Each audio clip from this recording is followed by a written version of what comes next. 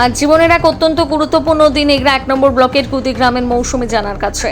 একদিকে SSC group C পরীক্ষা, অন্যদিকে আজ রাতে বিয়ের পিড়িতে বসার পালা। তবে পরীক্ষার দিনটিকে তিনি হাতছাড়া করতে রাজি ছিলেন না, তাই গায়ে হলুদের রেশ কাটতে না কাটতে সোজা চলে গেলেন পরীক্ষার কেন্দ্রে।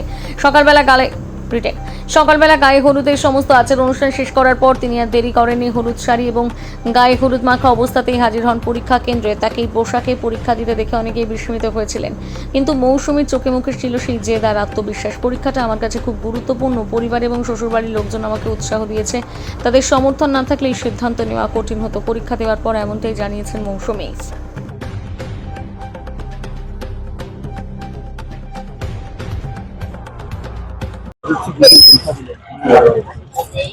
প্রশ্ন খুব ভালো হয়েছে, খুব ইজি হয়েছে, ভালোই পরীক্ষা হয়েছে। এর আগে দিয়েছেন? হ্যাঁ, এর আগে আমি দিয়েছি, ওয়েস্ট বেঙ্গল পুলিশ আরও দিয়েছি, কেপি দিয়েছি, এসএসসি এটা ফার্স্ট। কিন্তু বিয়ে গায়ে হলুদ অবস্থায় পরীক্ষা, হ্যাঁ, আজকে বিয়ে, এরপরে বিয়ের পিড়িতে, হ্যাঁ এটা কেমন অনুভূতি? খুব একটা ভয় ভয় ছিল যে পরীক্ষাটা দিতে পারবো কিনা। তো কাছে পরীক্ষাটা পড়ায় চলে আসতে পেরেছি। এই যে আজকে গায়ে হলুদ অবস্থায় একদম পরীক্ষা হলে আসা, সেই জায়গায় মানসিকতা কোন জায়গায় রেখে আজকে পরীক্ষা দিয়েছে? একটু ভয় তো লাগছিল, কিন্তু কোশ্চেনগুলো দেখার পর খুব ইজি লাগছিল, আরো সেরকম ভয় লাগেনি, ভালোই হয়েছে।